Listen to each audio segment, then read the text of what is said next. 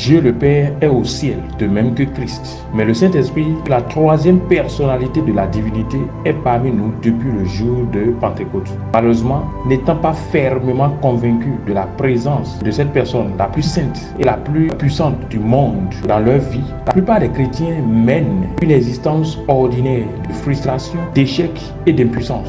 Le but de cette vidéo est de te faire prendre conscience que l'Esprit Saint est avec toi et qu'il agit en ta faveur, te permettant ainsi de mener une vie de confiance inébranlable ainsi que de victoire et de gloire illimitée. Quels sont les 7 signes que l'Esprit de Dieu est avec toi? Le premier signe, c'est le salut et la rédemption.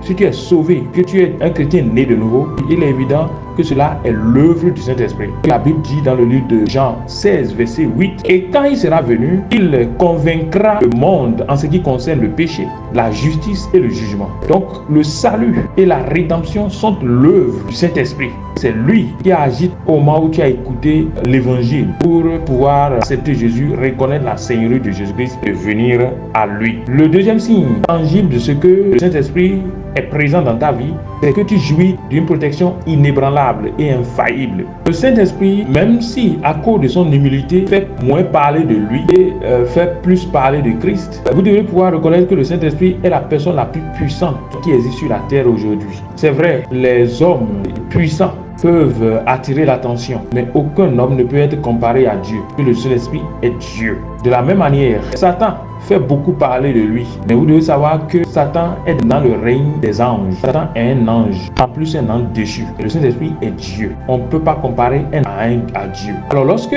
une telle personnalité est à tes côtés, tu jouis d'une protection totale et absolue. C'est ce que nous lisons dans le livre de Ésaïe 59, verset 19. On craindra le nom de l'Éternel depuis l'Occident, ta gloire depuis le soleil levant. Quand l'ennemi viendra comme un fleuve, l'Esprit de l'Éternel le mettra en fuite. Ou alors, une version dit, l'Esprit de l'Éternel s'élèvera comme un étendard contre lui. Le troisième signe tangible, ce que le Saint-Esprit est dans ta vie, c'est qu'il forme en toi le caractère de Dieu, le caractère de Christ. Cela peut prendre du temps, mais l'une des œuvres du Saint-Esprit, c'est de former en toi le caractère de Christ. Si tu dis que le Saint-Esprit est en toi et que tu le laisses libre cours, c'est qu'au bout de quelques années, tu vas être beaucoup plus proche de Christ. Tu seras une meilleure image de Christ. Et Galates 5, verset 22 à 23 nous le dit. Mais le fruit de l'Esprit, c'est l'amour, la joie, la patience, la bonté, la bénignité, la fidélité, la douceur, la tempérance. Et la loi n'est pas contre ces choses. Donc le Saint-Esprit va travailler à ces choses. Il va faire de vous une meilleure version de vous. Il va travailler sur votre caractère, surtout si vous lui laissez libre cours. Le signe tangible de ce que le Saint-Esprit est dans votre vie et agit dans votre vie, c'est que vous aurez une confiance inébranlable et une audace sans nul autre pareil. Lorsque vous êtes aux côtés de la personne la plus puissante du monde, tout ce qui vous arrive, c'est la confiance inébranlable. Vous marchez avec certitude. La Bible dit dans le livre de Actes 2, verset 31, quand ils eurent prié, le lieu où ils étaient assemblés trembla. Ils furent tous remplis du Saint-Esprit et ils annonçaient la parole de Dieu avec une pleine assurance. Vous avez compris? Donc, la présence du Saint-Esprit vous garantit une assurance ferme et l'audace inébranlable. C'est là qu'il s'agit. Le Saint-Esprit répand aussi l'amour de Dieu sur votre cœur. Lorsque le Saint-Esprit est dans votre vie, vous amène à aimer Christ. Il y a des moments où vous avez comme un amour débordant pour Dieu et par conséquent pour les autres. Ça, c'est l'œuvre agissante du Saint-Esprit. Vous devez faire attention à ça et lui laisser libre cours afin que vous puissiez devenir une meilleure version de vous. Il est écrit, « Or l'espérance ne trompe pas, parce que l'amour de Dieu est répandu dans nos cœurs par le Saint-Esprit qui nous a été donné. » Romains 5, 5.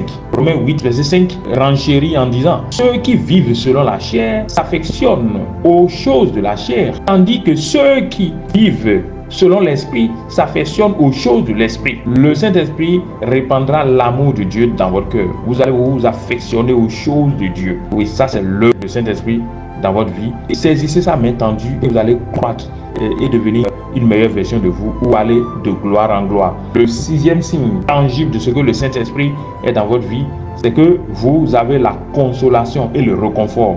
Lorsque vous traversez des épreuves, vous traversez des temps difficiles, des détresses, il y a une voix qui vous dit je suis à tes côtés, aie confiance en moi et tout ira bien. Cette voix-là est nulle autre que la voix de l'Esprit de Dieu. Et vous devrez pouvoir lui prêter une oreille attentive. Vous serez surpris de ce que, à l'issue, tout se passera bien selon la voix de l'Esprit. Prêtez donc attention à la voix de l'Esprit. Ainsi, vous allez bien évidemment cultiver une intimité avec l'Esprit et une confiance inébranlable. Donc, le Saint-Esprit travaille pour vous consoler, vous réconforter, surtout au milieu des épreuves. La Bible dit dans le Jean 14, versets 16 et 18, « Et moi, je prierai le Père, il vous donnera un autre consolateur, afin qu'il demeure éternellement avec vous. Je ne vous laisserai pas orphelin, je viendrai à vous. » Donc, je vous laisse un consolateur qui va vous consoler. Toutes les fois où vous traversez les épreuves de la vie, vous êtes comme fatigué. N'oubliez pas de vous jeter entre les bras de l'Esprit de Dieu et d'attendre, bien évidemment, son réconfort. Il est expert dans le domaine, mais prêtez une oreille attentive à ces instructions-là. Au moment des épreuves, on n'a souvent pas le temps d'écouter. Je ne veux pas trop écouter, mais c'est le moment de vous prêter à ce qu'il va dire. Ce qu'il va dire va changer votre vie. Le 7e point, qui est d'une importance super capitale, c'est la manifestation des dons spirituels et de la puissance de Dieu.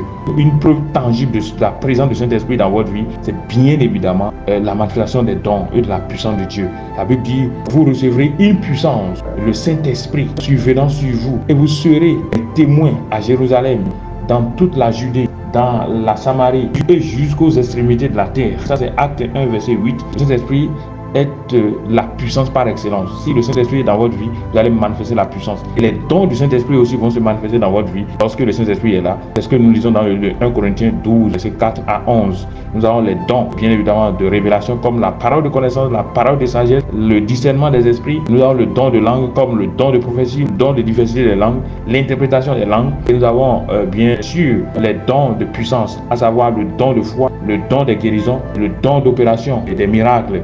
Tout ça là, peut se manifester dans votre vie par la puissance, bien évidemment, de l'Esprit. N'oubliez pas non plus que nous disons dans le livre de Actes 10, verset 38, vous savez comment Dieu a oint du Saint-Esprit, de qui? Du Saint-Esprit et de force, Jésus de Nazareth, lors de son ministère terrestre bien sûr, et qui allait de lieu en lieu, faisant du bien et guérissant tous ceux qui étaient sous l'empire de Dieu. Ah, Dieu était avec lui.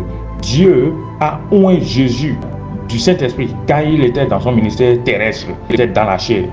Donc, si l'Esprit de Dieu est dans votre vie, il n'est pas exclu que vous allez de lieu en lieu, guérissant les malades, manifestant la puissance de Dieu, manifestant les dons de Dieu. C'est très très important. Nous voici à la fin de cette vidéo. C'est le moment pour moi de prier pour vous. Je prie et je demande que les écailles tombent des yeux de cette personne qui m'écoute. Au nom puissant de Jésus-Christ.